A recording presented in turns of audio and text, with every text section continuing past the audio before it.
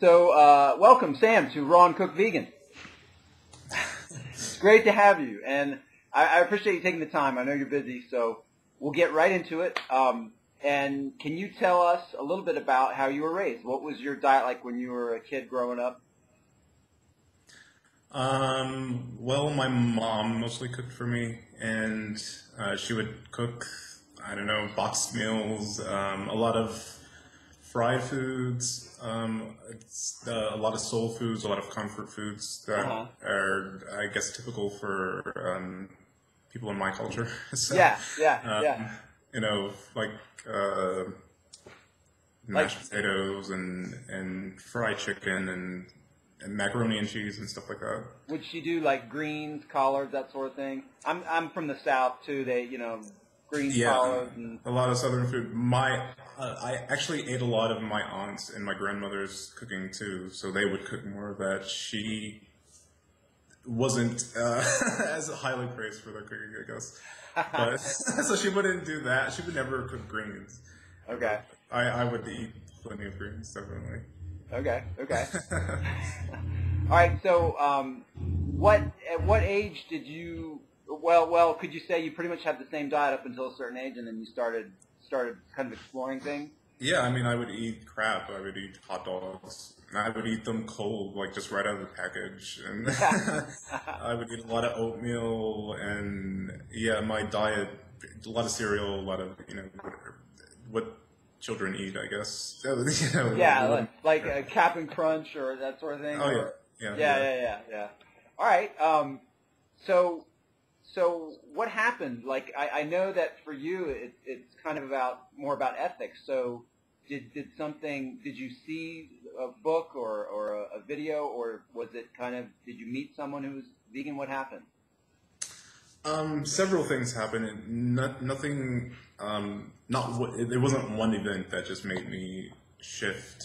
Although there was one event that certainly accelerated, which I guess I'll go into later. But I guess it started probably in 2011, and I went to Ecuador for a study abroad program, and there were two women that were part of our group who both, one had a stomach problem, so they couldn't eat meat, and another one was just vegetarian for, I forget the reason, but I guess because she loved animals. Okay. But they weren't vegan, but whatever. There was that was sort of my first contact of being around like an actual vegetarian. Yeah. And they mentioned this, we had a discussion about meat, and they mentioned Food Inc., the documentary. Yeah. And I was thinking about it, and at the time I was like a very spiritual person, and so I was very obsessed with like being mentally strong and being rid of all like mind toxins in the mind. So interesting. I was thinking about meat, and I was thinking like, yeah, they're kind of right about the country and how the country's sort of addicted to meat. And I think I didn't think that it was wrong to eat meat at the time, but I thought it was the addiction to meat was wrong. So I wanted to sort of get rid of that. Yeah, I think that's really interesting because you're reminding me of accounts I've heard where people describe, some of the toxins that are released from eating these products, and then it can have perhaps a biochemical, psychological effect on a person, So. Yeah, that's one of the things, again, back when I was spiritual, I'm not so much spiritual now, but, you would hear like, oh, if you eat pork, then that would increase your lust. If you eat meat, generally, then you would be more earthbound or like less spiritual, Right. And what people would say is like, oh, when they have a vegan diet, they feel lighter, or when they have more energy or something like that. So that would influence me a little bit. So you met these folks, and did you at that time kind of eat like them, or did you just kind of observe it and that was your first introduction to it? Right, that was just my introduction. I pretty much ignored them completely. But I did notice. Did you think they were kind of far out at first? That it was kind of weird? No, I was very accepting of people, but I love meat. So there was no way that I was gonna not, especially in a new culture. That was my big thing. Like, I wanted to experience everything, to be a successful human. Like, having that range of experience was important to me. And so, like, going to different cultures and eating all of their food. Like, why would I want to limit my, experiences to different cultures when I'm traveling and I'm young and all of that stuff?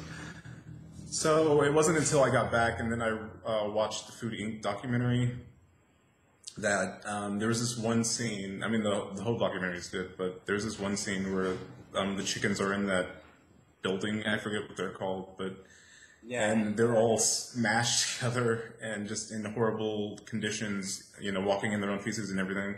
Yeah. And the woman, like, drags a couple chicken bodies off and then just throws them into this pile. And she's like, "Oh, that's normal." And I was like, "What? That's adorable? Like, this is just a normal everyday thing for you?" So that was very shocking to me. And I was like, it makes me uncomfortable. Yeah, totally. It's hard for me to watch those things. And I guess people that work in those environments, they become accustomed to just treating these creatures like objects. But it's really hard to watch. Right.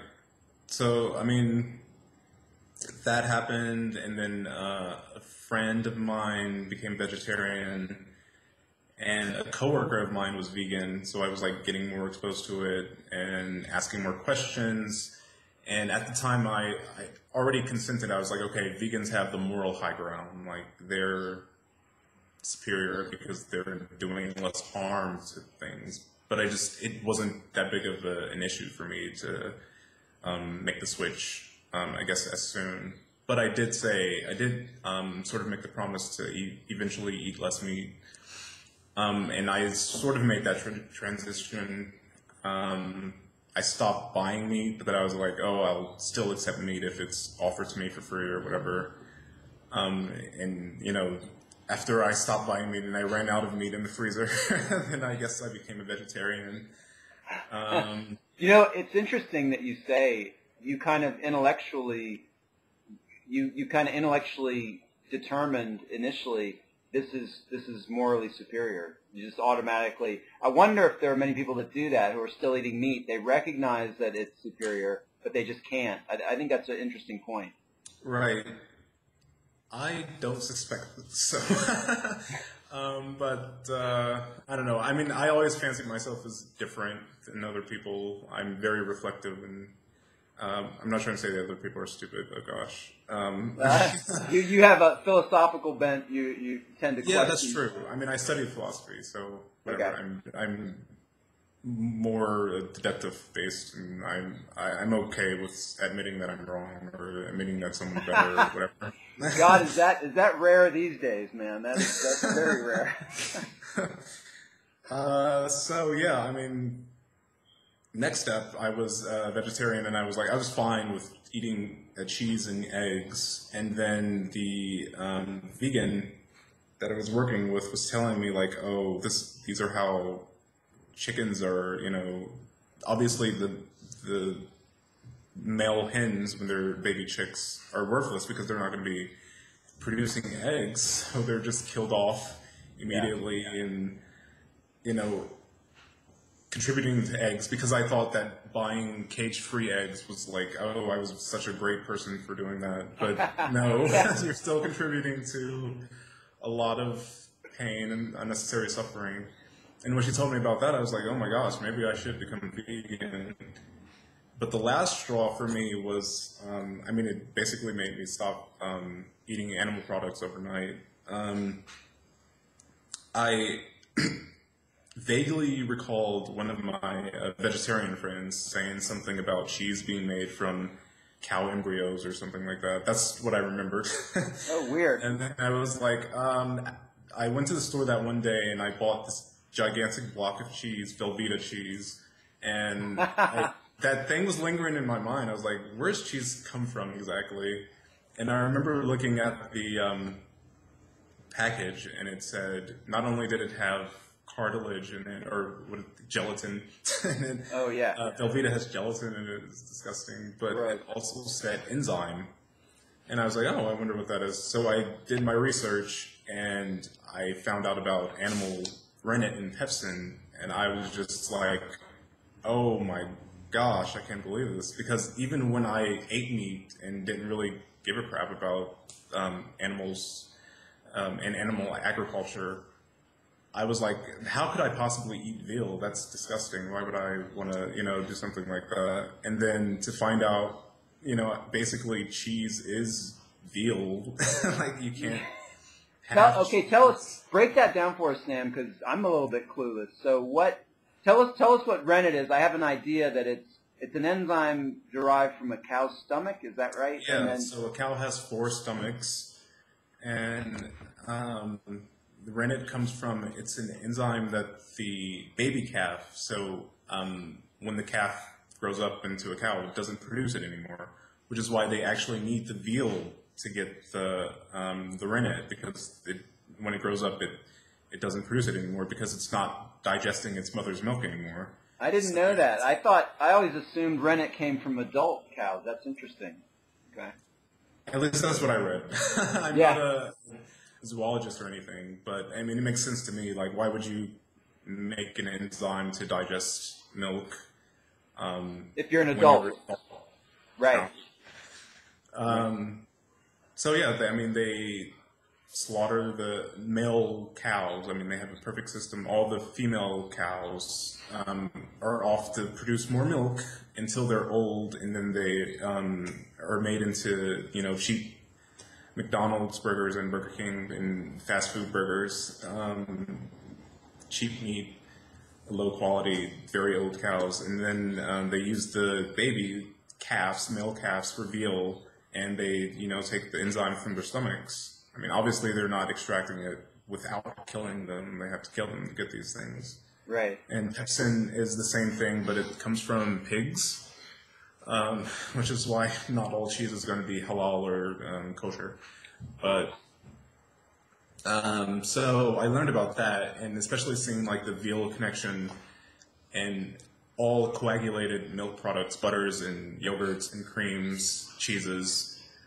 And I did notice that there were some like vegetable and microbial based enzymes,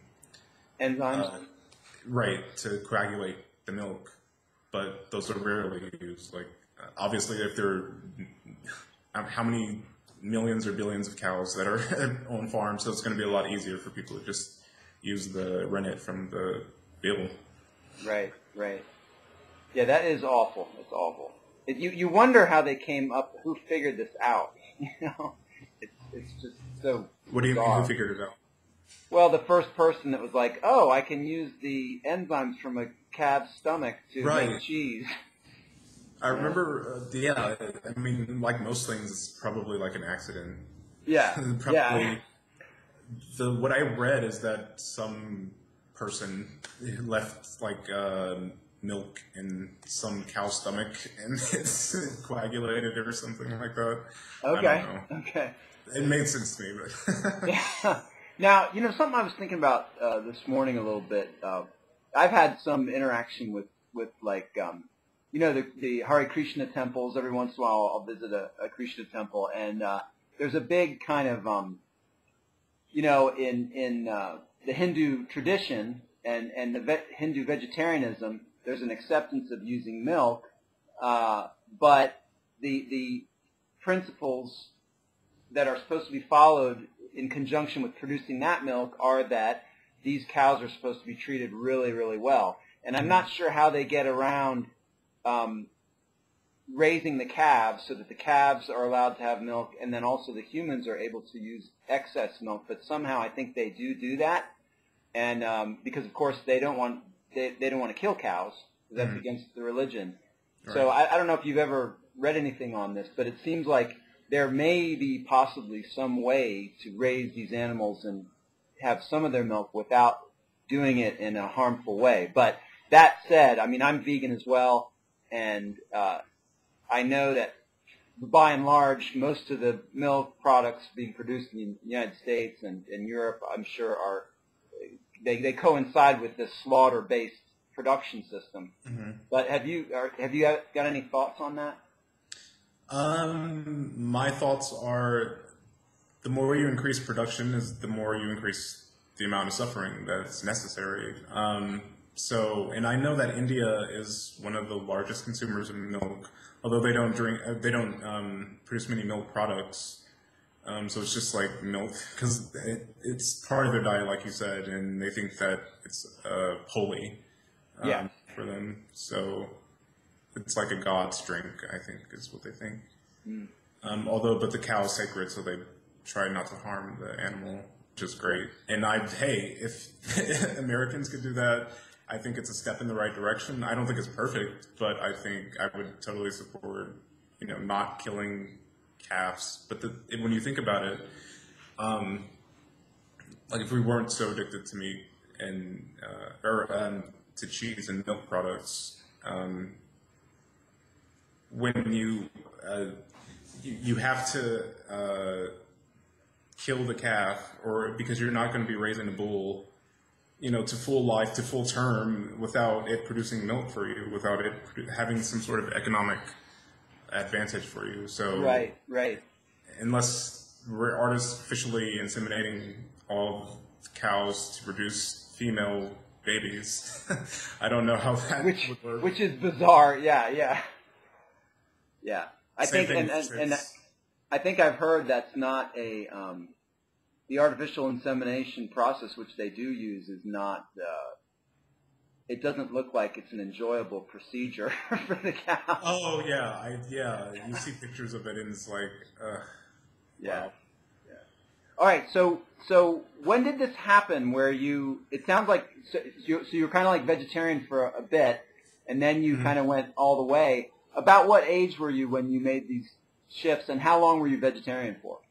I don't know. I was probably vegetarian for about 6 months, and then I've been vegan for about 3 years now. Okay, cool. So one of the things I'm interested in, and I know this isn't the primary issue for you, but did you notice any health benefits personally when you made this transition? Well, I lost weight. Yeah. I did feel lighter when I ate my meals. Also, my poop was lighter, if that makes sense. Yeah, totally. Yeah. I don't know if that's a thing, but and was it? Did you find that you were more regular and had easier elimination? Yes. Yeah. All of that, which I don't know. I think that's a positive sign. Oh, absolutely. That's a good thing. Yeah. I've heard of some people who are eating, a sad diet, with lots of animal products. Some people don't. They have one bowel movement a week. That's just horrifying, So I think. One week. Oh yeah, sometimes worse than that. So I know that, and some people that go all raw, they can have like 3 movements a day. So I think it's a sign. At least 1 movement a day is, pretty good. Getting a lot more fiber, I guess. Exactly. Yeah, but I'm not really a health nut at all. The only thing I care about when I buy food is that it's vegan, and a slight bonus is if it's non-GMO, because I don't like corporate patents. Yeah. But I do eat. I still have the same taste and texture, comfort, familiarity with food. So I do buy like Gardein that has the fake meats and the Beyond Meats and all the horrible processed foods that I probably shouldn't be eating.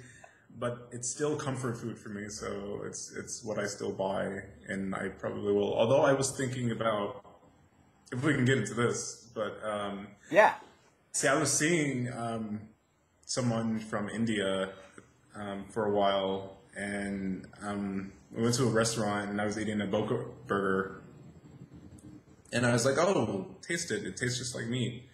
And he was like, "No, I don't want to, because And I was like, why? He was like, because I don't want to know what meat tastes like. And I was like, oh my gosh. Like, first of all, there are people in the world who never ate meat and don't even know what it tastes like. Like, that's amazing. And that made me think of, like, I don't feel like I can ever truly be vegan to the extent that I want to be, because at the end of the day, I was born in this meat-eating animal, not caring sort of environment, culture. Yeah. And I feel like the only way we can truly create vegans in the way that they really, really, truly should be is if they're brought up in a vegan culture that respects, all life, not just humans. It's a great point, and I have heard people say, why would you want to eat something that looks like, right? Right. Yeah. But I totally hear your point too, and many people find a lot of comfort by having something that's, there's kind of a fullness and a density that I think you get from some of those substitutes that is reminiscent of animal products that people can miss if they go vegan. And mm-hmm. I totally get that. I mean, it's so infinitely better than eating the animal products. It's right. It's huge. So, yeah. One thing. Oh, go ahead. Go ahead. No, you go ahead. Okay. Well, one thing I have seen. I don't know if you've seen this. They have found some issues with like soy-based products that I forget what the term is, but they have some negative effects. But I'm not like totally anti-soy. Like every once in a while I'll have some tofu. I just don't eat a lot of it. Like lately I've been having some of these fake hot dogs, but I don't do it real often, but I hear you. Yeah, but I mean, when I heard that, like, someone who never ate meat and doesn't want to know what it tastes like, I was like, that's how everyone should be, Yeah. And I was like, maybe I should stop eating the fake meats eventually, and I probably will, because we're going to have to change, because raising people in fake meat is kind of weird, I think. If we're trying for this vegan, utopia, ideal society, then fake meat probably shouldn't be on people's palates. So well, and I think a lot of people don't realize that they do just fine without all that protein. A lot of people think they got to have some kind of huge source of protein, and you really don't need it. So I think that's a piece of it. Right. I don't think about it that much. I eat comfort, whatever's comforting. So for you, the fat, carbohydrate, protein, you don't really care about it. You're vegan. I don't even know about it, so you can tell me what is that all about. Well, it's interesting. While studies generally show that if you're vegan or vegetarian, just broad-based vegan or vegetarian, you generally have better health than a conventional animal eater, right? A conventional animal product eater. And you could say vegetarians are better than SAD diets and animal product eaters, and vegans are better than vegetarians. Mm-hmm. So generally speaking. But what they have found is that you do get you get some of the typical Western chronic ailments within vegetarians and vegans as well when they have diets that are comparable in the quantity of fat to standard American diet. And this is what happens a lot. People will transition from a traditional diet to vegetarianism or veganism, and yet they'll pretty much keep their macronutrient percentages pretty much the same. So for standard American diet, that's about 30% fat. And you can do that easily on a vegetarian or a vegan diet. In fact, some vegetarians have a pretty high fat intake. If you're eating a lot of eggs and dairy, you're getting a lot of fat. So and also because of this issue where people give up meat and they kind of want to replace it with something, sometimes they'll replace it with a lot of eggs and dairy, and sometimes you can end up having more fat in the diet with a lot of eggs and dairy than if you had just meat. Yeah. So and a lot of these folks that get benefits on, say, a paleo approach, oftentimes they've cut out dairy products and they've kept some meat products, and then they're eating vegetables and fruit, and they get relatively healthy on that, sometimes healthier than a vegetarian. So because they don't have the dairy. Right. But anyway, just to come to the final point on this is that folks like Dr. McDougall, Dr. Esselstyn, Dr. Barnard, these doctors who have very high success rates in terms of reversing a whole slew of diseases, including heart disease, diabetes, cancer.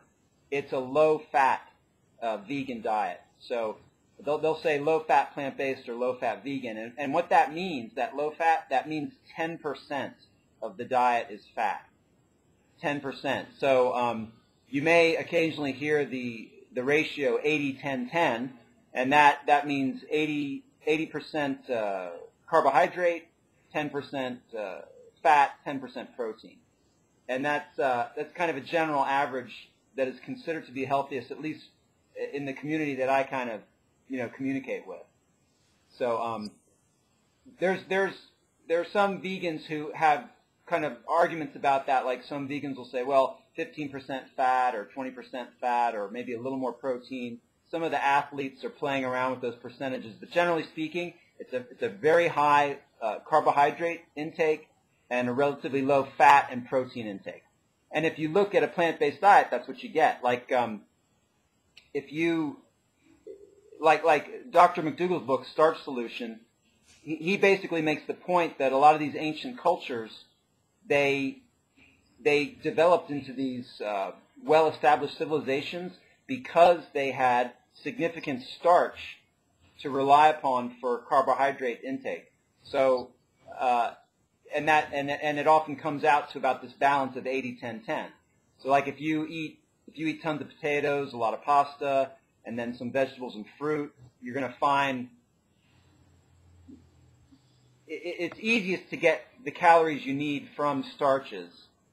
There are some people that try to do it on just fruit, the fruitarians, it can be done, but it's like that's a huge quantity of fruit, and there can be lots of things that make that approach difficult. Although some people succeed on it and do really well, it can be done. But generally, my conclusion is that the easiest thing is you can get this 80% carbs from a starch, like a potato, pasta, some other root vegetables and starchy vegetables, and then you have proteins and fats from other sources.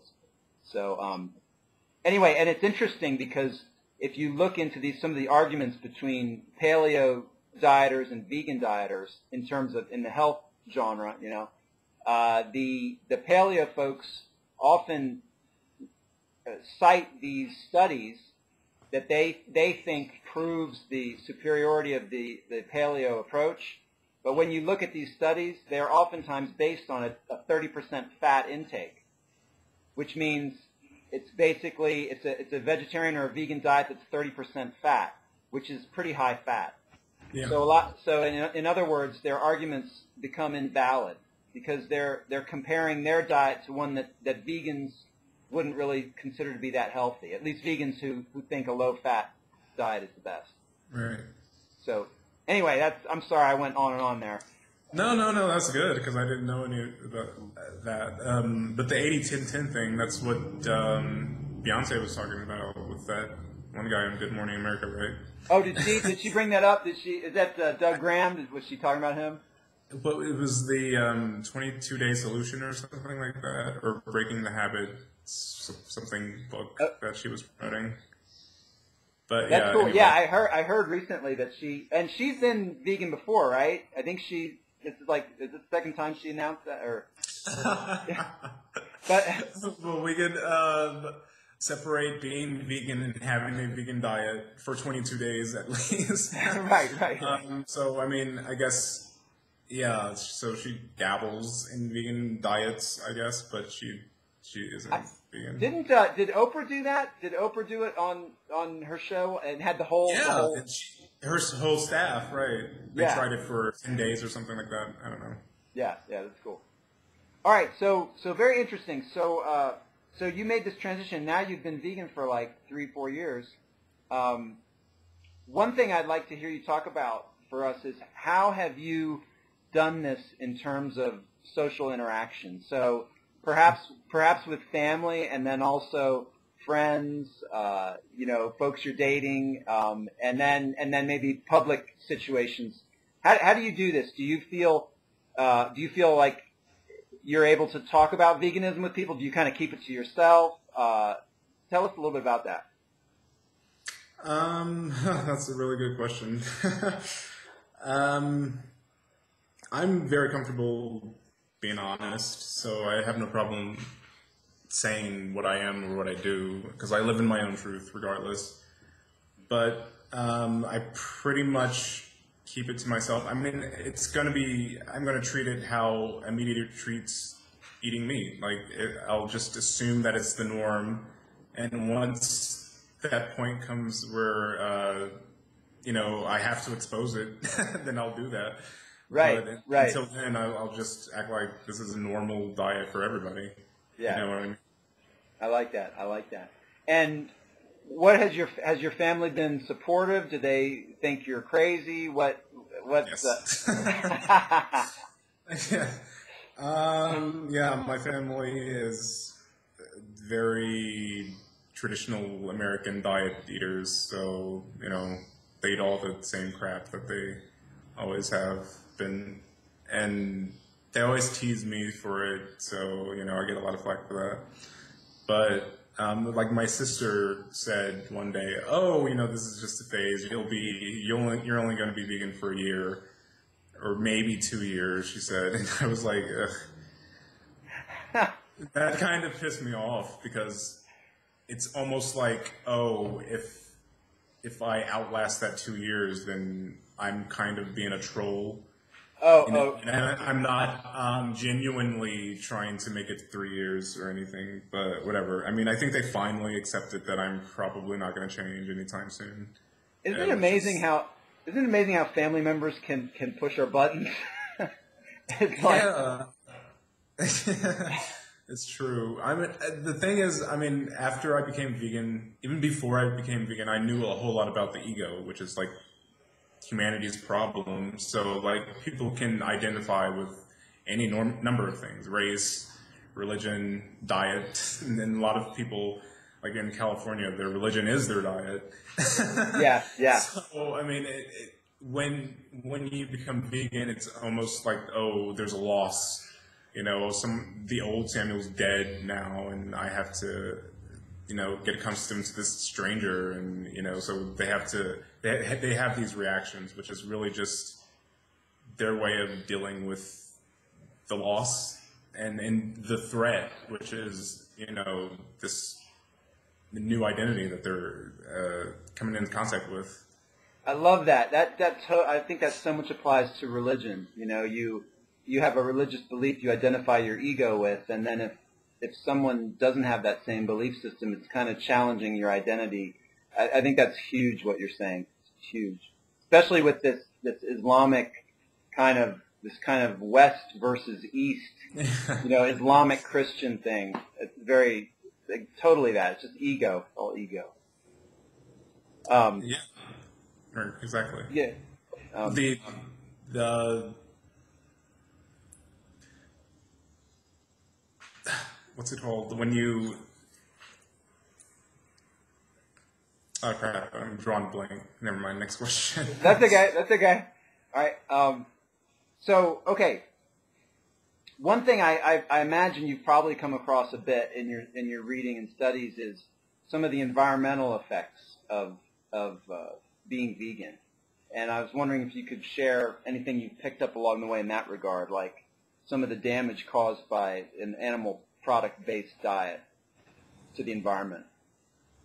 Yeah, obviously, there are so many good videos and different things to read about on this, like the amount of water that it takes to grow a pound of rice or a pound of wheat or, some sort of vegan food compared to a pound of beef is, going to be astronomical.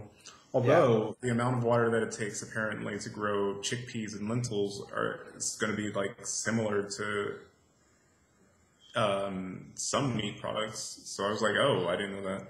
But I mean, that's just water, like let alone the amount of energy, the amount of fossil fuels, the amount of time, the amount of land, all of these other environmental resources that you're using up. But so like, if you just look at it from a water perspective, that's the very narrow-minded perspective. Yeah. You have to look at all the resources that we're using.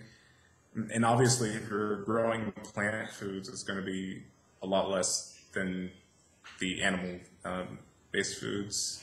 So like, I watched Cowspiracy, which is really great. And I have yet to see that. I want to see that. Here, it's really good. Yeah, it's really good. Yeah. You definitely. I mean, that's probably my favorite documentary so far, vegan documentary. I haven't watched Earthlings. I can't. I can't. I don't want to watch that at all. But like, even with Cowspiracy, there's this scene where they show like a duck being slaughtered, and I couldn't even watch that part. So. Yeah. But there's a lot of information there about, the amount of resources and different things. So you can't, the whole point of that is you can't call yourself an environmentalist if you're eating all these animal products. Yeah, that's really interesting, Sam. I'm kind of interested in Elon Musk, who's doing the electric, Tesla, and also he's interested in going to Mars, but he kind of wants to transform the energy system away from petroleum-based, fossil fuels. And so I was on this thread that was talking about Tesla vehicles, and someone had made a point about, wouldn't it be great if all the employees at these Tesla plants were vegan, and because it kind of goes hand in hand. I think the studies show that the animal production industry generates more pollution than the whole transportation industry. Oh, yeah. So it's like, if you're interested in getting off fossil fuels, you should also be interested in getting off animal products. But it was amazing. All these folks that were interested in electric vehicles, they were like, they were kind of arguing about this vegan thing, like they were being attacked. It was really weird. It surprised me. It's the ego again. They identify with eating the meat, and so you can't stop them from eating meat because in their minds they think that they will have to die. It's kind of a very twisted psychological thing that our minds are capable of. If you stop this habit that you've been, from inception been doing, then you just can't imagine something like that. So whatever is trying to get you to do that must be wrong. That's right. You go into that self-survival mode, Now, on that note, for you, it sounds like once you made the decision in your mind, it was kind of like you didn't look back. Did you ever find you were missing a Big Mac or a quarter pounder with cheese, or were you like, was it easy? Or so the last steak I had, I cooked really badly and it tasted awful. So maybe that was a good thing, because steak was probably my favorite food. But then I was thinking like, oh, I do actually miss sushi with fish.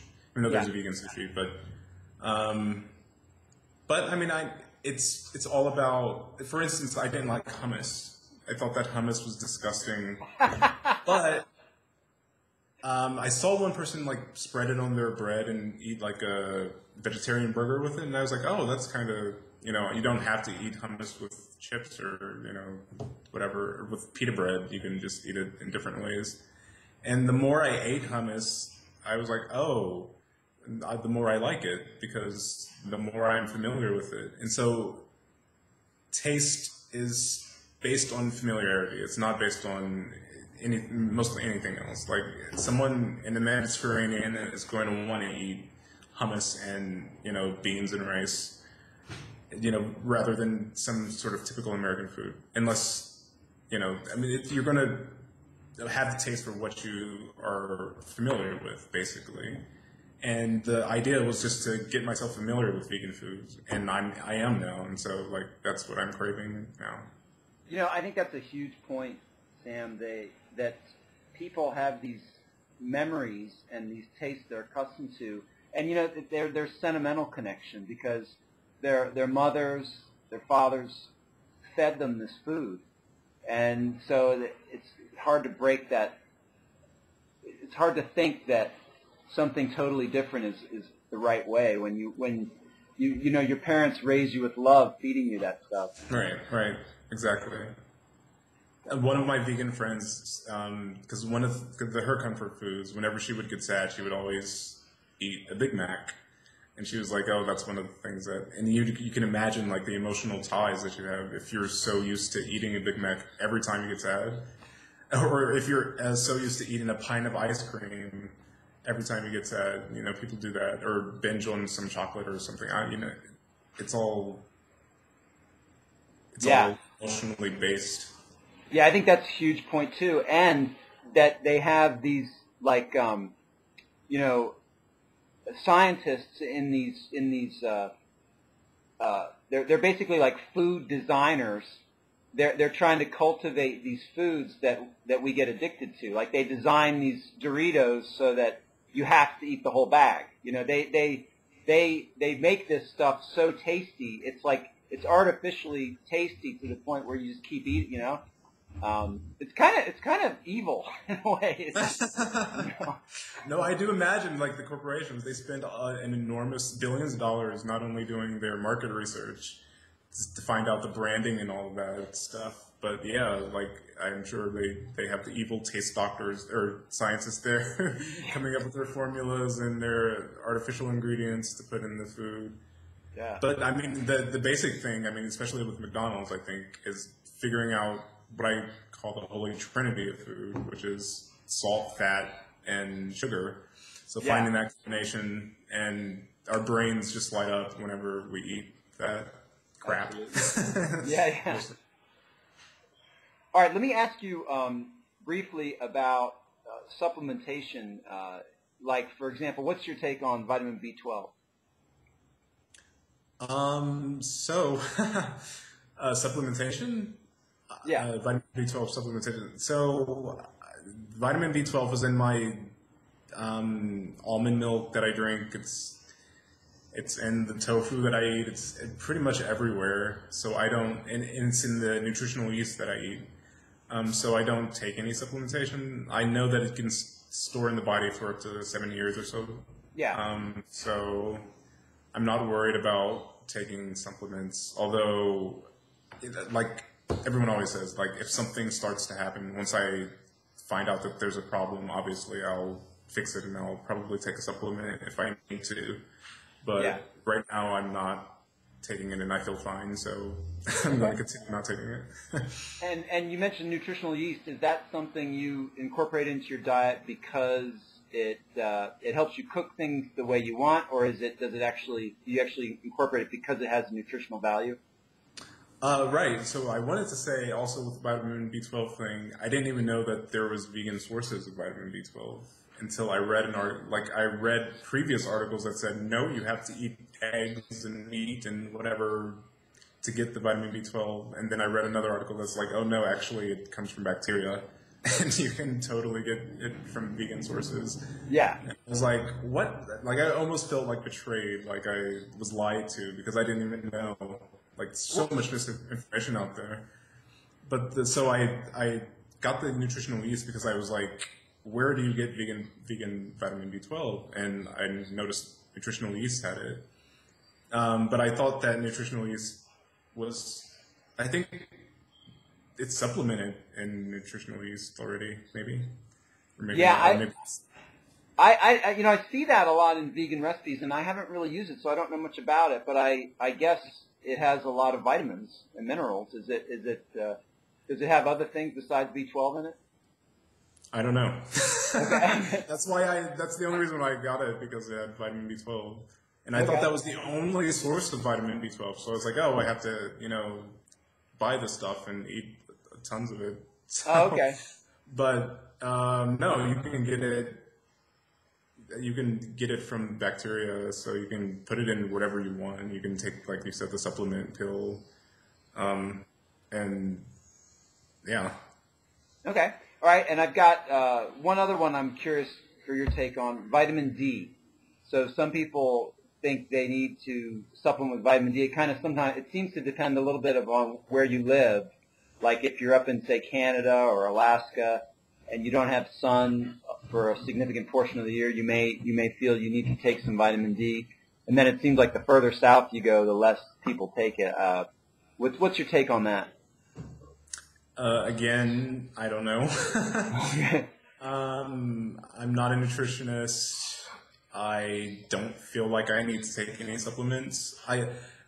I'm sort of like an all-natural kind of person. I don't like taking pills or medicines or anything. Like, the only thing I want to put in my body is food and water and air. Yeah. Yeah. So if I'm taking pills every day or even like just regularly, period, then it makes me feel weird. So I don't really like taking, I don't like the idea of taking supplements. But again, if I start to get sick or if I, am not performing like I used to, and I need to take the supplements, then I'll do that. Yeah. But right now, if you want to take it, if it's good for you, then great.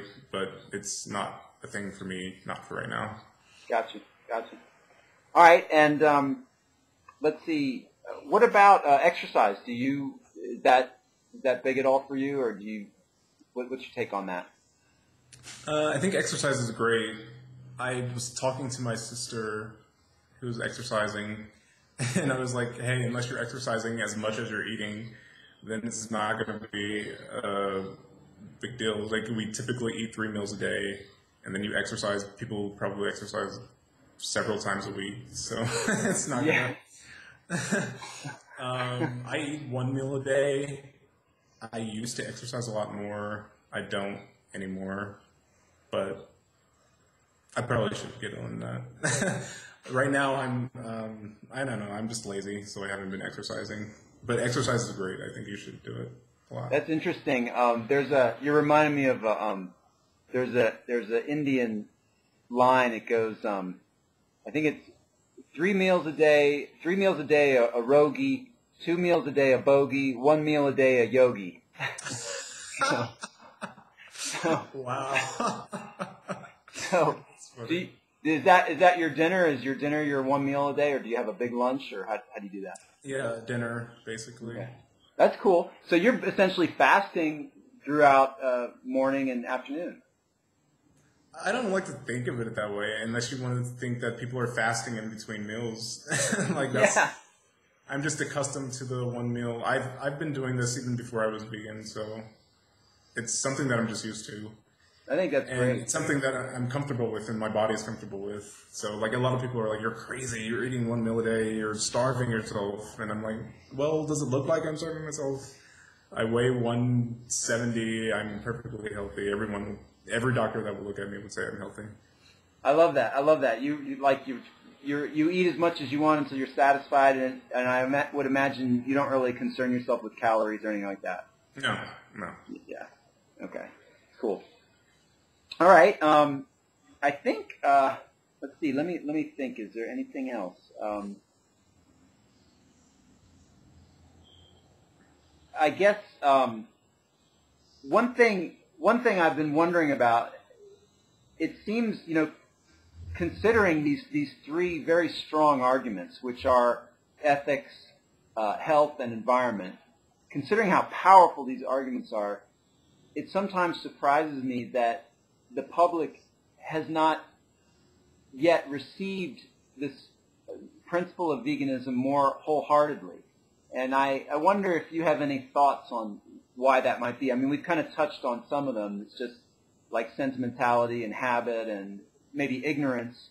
Why do you think it's kind of slow to catch on? I don't know. I really don't know. And that's the thing that bothers me with meat eaters is the hypocrisy. Like, a lot of people were talking about the Yulin festival, Chinese dog festival, and I heard people just attack the Chinese like crazy and attack people who were not condemning them like crazy, saying that they were, cruel to animals, and these were all meat eaters. And I'm like, the Yulin Dog Festival is no different than Thanksgiving. It's just a different animal. And in fact, I first realized this when I watched the South Park episode where they were making fun of the Japanese, and the Japanese hated like dolphins and whales because for some stupid reason, South Parkers. And, well, they hated dolphins and whales because the Americans tricked the Japanese into thinking they bombed Hiroshima and Nagasaki. They thought that the animals bombed, so they hated them. What? This is a cartoon, so it's not right. It's not comedy. Gotcha. So gotcha. What they did, because people thought that killing whales and dolphins were horrible, what they did is replace the picture of the dolphin and the whale with a chicken and a cow. And then, so that at the end of the episode, they're like, oh, so the Japanese are like us now. They can eat, instead of eating whales, they can eat chickens and cows like us. And then I was like, oh my gosh, that's that's exactly what it is. It's like, it's okay to be cruel to animals, but you have to be cruel to animals in our way. That we're cruel to animals, you know. It's very like certain species are culturally acceptable to have no value for, and other species have to be valued. Yeah, it's like totally arbitrary. Right, but it's xenophobic, and it's like your culture is superior to this other culture, just because, I mean, it's an arbitrary distinction between a whale and a cow, right? You know, they're both animals, they both feel pain, they both have fear and all these emotions, and so... yeah, it's a great point. It's a great point. I don't know why people can't connect the dots, especially with you and Dog Festival. I hope with, like, the internet and social media and everything that it'll be... Because I know a lot of people did connect the dots, and a lot of people were told, well, why do you eat meat? And in fact, some of the people who were interviewed at the Uland Dog Festival were like, I'll stop eating dogs when you stop eating cows. I like it. That's cool. So for me, like, I'm heavy on not contradicting yourself, not being a hypocrite, being consistent, and being honest. And I think those are, for me, that's what made me vegan. And I think that's probably what's keeping people from being vegan, because they're just not honest. They're not meditating on, like, what they're actually doing. They're just sort of being automatons that's programmed from their culture. You're programmed to like cats and dogs and those, you know, typical animals that our culture loves, and then you're programmed to not give a crap about the chickens and the cows and pigs and whatnot. Yeah, totally. All right, well, Sam, it's really been a pleasure. Are there any things you'd like to add at the end here? Are there any, like you mentioned a few documentaries, are there any books that you think people would get, that you'd recommend? No, people do not read books. Just watch no books. No, I haven't actually read any vegan books. I would say, just watch some documentaries, ask vegan people questions, and, just allow your curiosity to follow its natural conclusion. And also know what being a vegan is. I think a lot of, like when I joined the vegan community, again, like I was very aware of the ego, and so I was very careful to not take it seriously, like the wearing the badge and identifying myself as vegan. And I would always ask, like, what is a vegan? What do you consider vegan? What don't you consider veganism? And so, for me, veganism is just 3 conditions, basically. The first condition is you have to acknowledge the set. That is the set of all behaviors that you do as an individual that contributes to the sum total of pain and suffering in the world, whether it's a non-human animal or a human animal, any sentient creature, right? And the second condition is, after you acknowledge the set, is to reduce the set, right? So you're going to reduce those set of behaviors that you do to contribute to the unnecessary pain and suffering to sentient creatures. Maybe you call someone a bad word. Say you call 7 people a bad word a week. Maybe just reduce that to 5 a week. Any small incremental change And then the third condition is to continuously improve upon this end. So for me, it wasn't when I became vegan. I wasn't perfect, and I never will be a perfect vegan, right? Like just a few days ago, I found out that there are non-vegan variants of deodorant. I found out that there were non-vegan lotion, non-vegan soap, non-vegan all kinds of things, and different dates, right? And so you learn that these things are not vegan, and then you just stop buying them. I learned about fair trade products. Like someone told me, like, oh, if chocolate doesn't come from, if it doesn't have fair trade on it, it's probably slave labor. And so I, stopped buying chocolate that's not fair trade. And I'm trying to buy more fair trade. And obviously not perfect again, but the point is that incremental baby step sort of deal.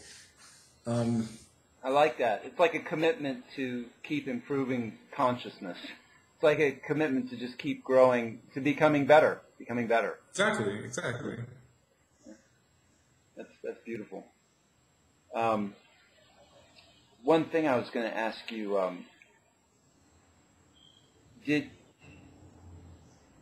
is kind of going back, but do you find it easy to like do you get vegan recipes from the internet? Do you it sounds like you don't have a lot of demands in terms of food, so it sounds like your food's really simple, which I like that. But do you try to mix it up? Do you do different recipes, or you just keep it simple? No, I do different recipes all the time. I eat lots of different things, and I experiment, and so I do look online and look on YouTube. I ask around, and whenever I find a recipe, I always make it my own. But I always like starting with something that I find online, and then just sort of making it. And yeah, there's all kinds of vegan recipes that you can find all over the place. Yeah. So that's not a problem for me at all. Yeah, one of the things you had reminded me of when you were talking about animal products in things that you wouldn't necessarily think would have animal products, I've learned that they use, fish have these bladders that help them move up and down in the water. So they use these bladders to regulate their height or their positioning in the water, and the alcohol industry, wine. They use in the wine production. Some wineries use these fish bladders to produce wine. So it's really weird. But and I think my friend Carlo, who's also he's an ethical vegan like yourself, and he kind of feels that ethics should be the primary argument because he feels it's the strongest argument. And I can see that if you're coming from an ethical perspective, I can see that. But his thing is like there's animal products in so many things we don't even glues, tape, all yes. It's in your books. It's in everything. It's in everything. Yeah. So anyway, well, it's a real pleasure, Sam. I'm so grateful to you for taking the time. And what I'll do is I'll edit this and post it. It might take me a day or two to edit it. This is essentially your video, so you just if there's anything you don't like about it or you want me to cut out, I can always do that. And I'm glad I got to meet you. So yeah, I'm a big fan of your interviews. I learned about you because Andy Vegan. I don't know if you're familiar with. Oh no, who's that? He's just another vegan YouTube personality. I don't think he has that many subscribers, but he linked one of your interviews to, I forget the woman's name, but some Californian woman. Is she the animal rights girl? I think I know who you're talking about. Kind of blonde hair. Yeah, blonde hair. She's on her website. She's sitting with that huge cow. Goudreau, I think it's Goudreau, something Goudreau or something like that. But yeah, I watched that whole interview and I was so mesmerized. So I'm honored that you did the same thing. Well, I'm so glad. I haven't been doing them for a while, and I always put a little note in these interviews that I invite vegans to contact me. I don't get a lot of people contacting me, and I I'm so appreciative that you were willing to do it. So I really love doing it. It's really a lot of fun for me. So thank you. I know you're busy, and I appreciate your time. Oh, it was worth it, and I had a lot of fun. So thank you. All right, cool. Well, take care of yourself, Ben. I hope the rain clears up out there. I hope you get some sun here. Hopefully, we'll see. All right. Take care of yourself. All right, Dan. Bye. Bye.